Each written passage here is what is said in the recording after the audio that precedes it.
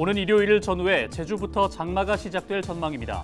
경상북도는 침수 위험이 있는 저지대 아파트 등에 재난관리기금을 투입해 지하주차장 물막이판 설치를 지원하고 나섰습니다. 21일 지역 기업들을 대상으로 한 대구 경북 신공항 2차 사업 설명회가 열렸습니다. 대구시는 올해 연말까지 신공항 건설을 위한 사업 대행자 선정을 마무리할 계획입니다. 안동 하회마을의 전통 불꽃놀이인 선유 줄불놀이가 이달부터 상설 시연됩니다. 매월 마지막 주 토요일 저녁 하회마을 만송정 일원에서 선유 줄불놀이를 즐길 수 있습니다. 청송군이 경북 지역 19개 시군을 대상으로 한 과수 생산 유통 지원 사업 평가에서 최우수 등급을 받았습니다.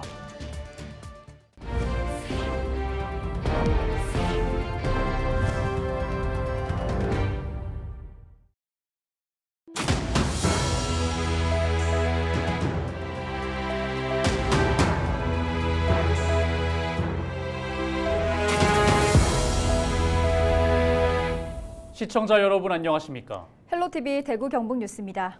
올해도 곧 장마가 시작됩니다. 슈퍼 엘니뇨 영향으로 강수량이 상당히 많을 것이라는 전망도 나오고 있습니다. 지자체마다 재난 위험 지역을 점검하고 대책을 세우느라 분주한데요. 경상북도는 침수 위험이 큰 공동주택 12곳에 지하주차장 물막이판 설치를 지원하기로 했습니다. 박근수 기자가 보도합니다. 태풍 흰남노가 한반도를 강타했던 지난해 8월. 당시 많은 비가 내리면서 포항에서는 아파트 지하 주차장이 물에 잠겨 차를 빼려던 주민 7명이 숨졌습니다. 짧은 시간에 집중된 비가 하천으로 빠지지 못하고 지하 주차장으로 유입된 것입니다. 당장 장마가 다가오면서 또다시 언제 어떤 비 피해가 발생할지 모르는 상황. 지자체들도 취약 지역 점검 등 장마 대비에 분주합니다.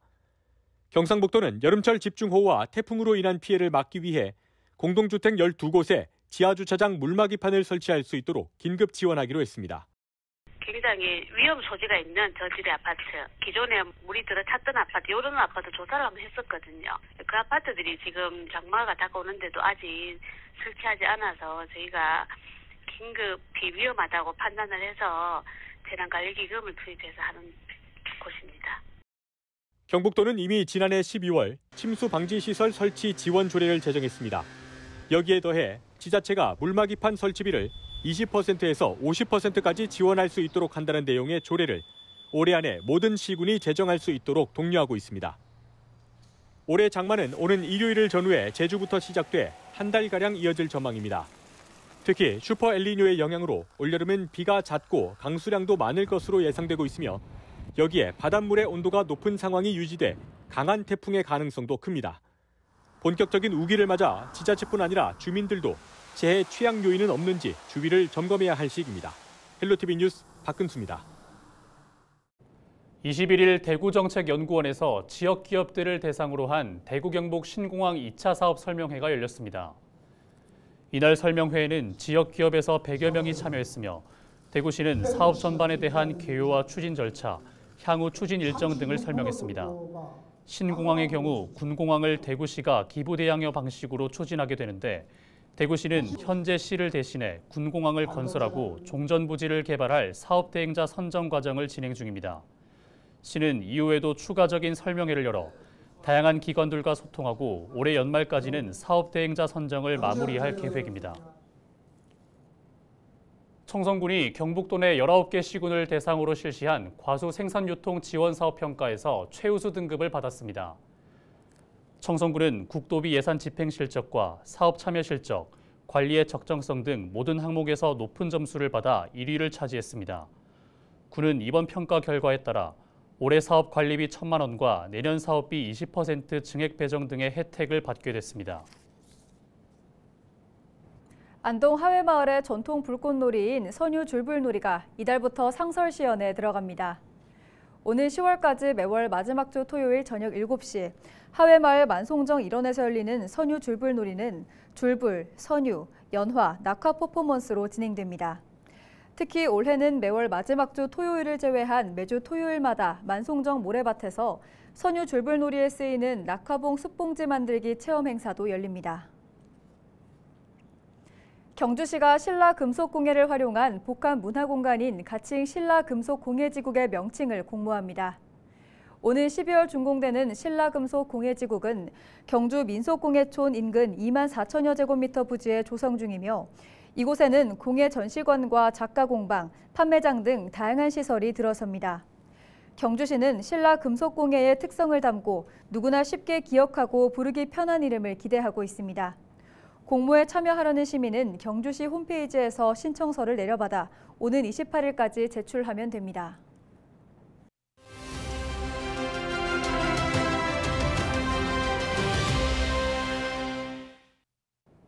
3분기 전기요금 동결을 시사한 산업통상자원부. 예상대로 3분기 전기요금을 동결했습니다.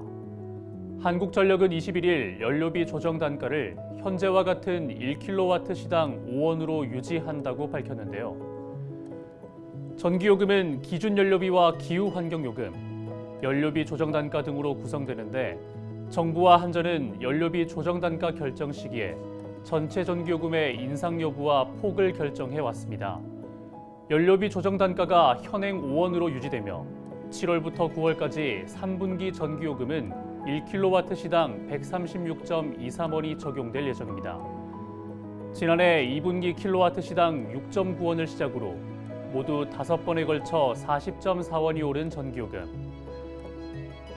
한전은 전력 사용이 급증하는 여름철을 앞두고 전기요금을 동결했지만 45조 원대에 달하는 누적 적자에 추가 인상은 불가피해 보입니다.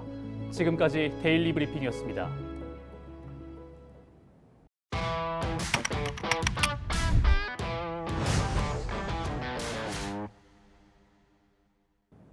정전 70주년을 맞는 올해까지도 여전히 가족의 품으로 돌아오지 못한 국군 전사자는 12만 명이 넘습니다. 국가보훈처는 최근 이들을 기리기 위해 12만 1,879개의 태극기 배지를 제작하기도 했었는데요. 오늘 뉴스토리에서는 호국 보훈의 달인 6월을 맞아 김수아 기자가 국방부의 유해 발굴 사업 현장을 둘러봤습니다. 1950년 6월 25일 북한군의 기습 남침으로 시작된 6.25 전쟁. 같은 민족끼리 3년간 총부리를 겨누면서 온 나라가 초토화됐습니다. 당시 전국에서 벌어진 전투는 186건, 전쟁 중 사망한 국군 전사자는 16만여 명에 달합니다. 이 중 12만여 명이 아직도 가족들의 품으로 돌아오지 못했습니다. 국방부 유해발굴 감식단과 국군 장병들은 아직 유해를 찾지 못한 6.25 전사자 발굴 작업을 진행 중입니다. 저는 지금 강원도 횡성군 야산에 나와 있습니다. 이곳에서 30분 정도 올라가면 과거 6.25 전쟁 당시 강림 안흥 전투 현장에 가볼 수 있는데요. 함께 가보시죠. 험준한 산길 곳곳마다 표식을 위한 작은 깃발이 꽂혀 있습니다. 빨간 깃발은 금속 탐지기로 탐지했을 때 적군의 유품이, 노란색은 중공군, 파란색은 아군의 탄피가 발견됐다는 뜻입니다.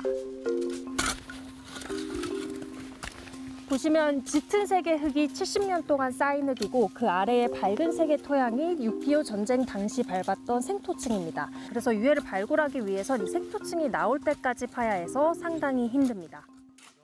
파다가 유품들이나 그런 게 나오면 이제 거기를 좀 더 파서 유품이 나오면 유해가 나올 확률도 좀 더 있으니까.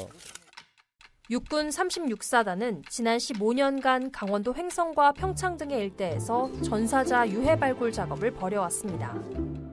올해 유해 발굴 작업은 지난 4월 16일부터 시작됐는데 한 달 남짓한 시간 동안 장병들이 판 구덩이만 축구장 12개 면적에 달합니다. 지난 2000년 유해 발굴 사업 시작 이후 발견된 국군 전사자 유해는 11,000여 구. 매년 490명 정도의 호국 영웅이 다시 가족들의 품으로 돌아갔습니다.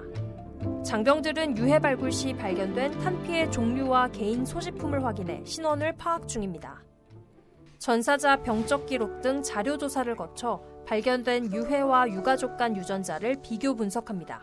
국군 전사자로 확인된 유해는 유가족들과 호국의 영웅 귀환 행사를 거쳐 국립현충원에 안장됩니다. 저희가 올라오게 되면 항상 선배 전우분들께 이제 예의를 표하고 실시합니다. 오늘 하루 제 몸이 힘들지만 한 분이라도, 한 구의 유해라도 더 찾아서 내려가겠다라는 마음가짐으로 실시하고 있습니다. 12만 1,879명. 지난해 말 기준 아직 우리 곁으로 돌아오지 못한 국군 전사자들의 숫자입니다. 70여 년의 세월이 흘렀지만 나라를 지킨 호국 영웅을 찾기 위한 유해 발굴 작업은 오늘도 계속되고 있습니다.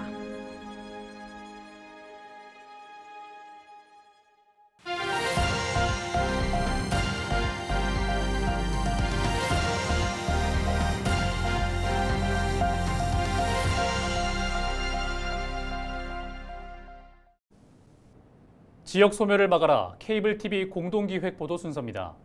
부산 소방재난본부가 한 해 이송하는 소아응급 환자는 5,000명입니다. 하지만 부산에는 이들을 받아줄 수 있는 소아응급의료센터가 없어 타 지역으로 가야 하는 실정인데요. 소아과 전문의 지원자도 전무한데 대도시라도 이게 현실입니다. HCN 최현관 기자가 보도합니다. 부산 서구의 한 응급의료센터.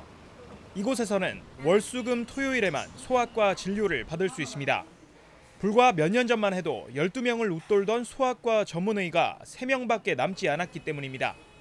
다른 병원 응급의료센터는 상황이 더욱 심각합니다. 소아과 전공의가 단 1명밖에 없어 야간이나 주말, 휴일에는 진료가 불가능합니다. 진료 시간 외에 소아 응급 환자가 발생하면 소아 전문 응급의료센터에 갈 수밖에 없습니다. 하지만 부산에는 해당 시설이 한 곳도 없어 이송 시간이 평균 1시간으로 떱니다.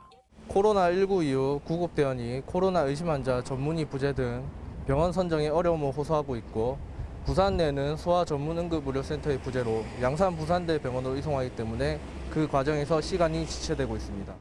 한 해 부산에서 119가 이송하는 소아 응급 환자는 5,000명 수준. 이 중 12%는 타 지역으로 이송되고 있습니다. 총각을 다투는 우리 응급 환자, 우리 아동들이 집에서 아플 때 자칫 잘못하면 병원에 가지 못하고 응급차 안에서 숨지는 경우가 발생할 수 있다라는 심각한 상황인데요. 반면 의료계에서는 인프라 구축보다 열악한 환경 개선이 선행돼야 한다고 지적합니다. 탁과 대비 현저히 낮은 소아과 진료 수가가 현실적인 이유입니다. 이는 소아과 기피 현상으로 이어져 의사 1명당 업무 강도가 시간이 갈수록 높아지는 악순환이 이어진다는 것입니다. 불과 5년 전과 비교해도 소아청소년과 전공의 지원율은 80%포인트 이상 줄었습니다. 올해 부산 지역에서 소아청소년과에 지원한 전공의 역시 단 1명도 없습니다.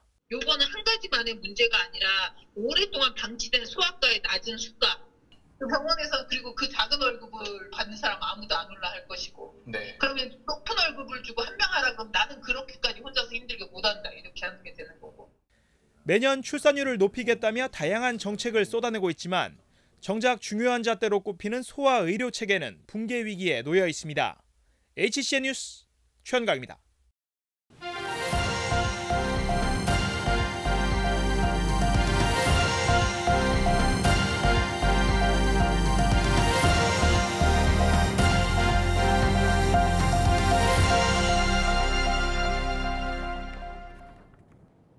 (20일) 오후 예천군청에서 달그림의 숲길 조성 사업 실시 설계 용역 착수 보고회가 열렸습니다.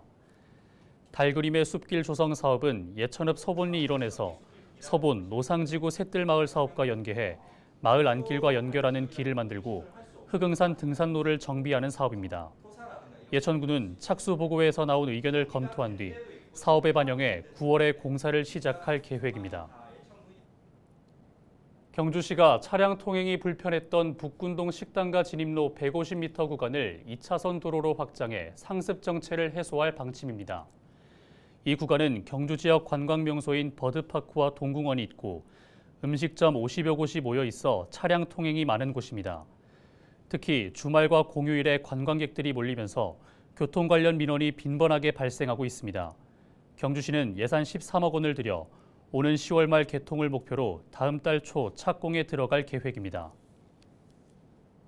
의성군이 안정적인 수돗물을 공급하기 위해 정수장과 배수지, 가압장의 안전점검을 실시합니다. 올여름 폭염, 집중호우 등 이상기후를 동반하는 슈퍼 엘니뇨가 발생할 가능성이 크다는 전망에 따라 기계, 전기, 자동 제어 등 전기 설비의 정상 작동 유무를 비롯해 전기 설비가 잘 갖춰져 있는지 확인해 안전사고 발생 요소를 사전에 차단하기 위함입니다. 경주시가 고향사랑 기부제 참여자에게 다양하고 특색 있는 답례품을 제공하기 위해 답례품 공급업체를 추가 모집합니다. 모집 품목은 농수산물, 가공식품, 공예품, 문화예술 관광 서비스 등 4개 분야입니다. 모집 대상은 경주시에 사업장을 두고 답례품을 생산 공급할 수 있는 업체입니다.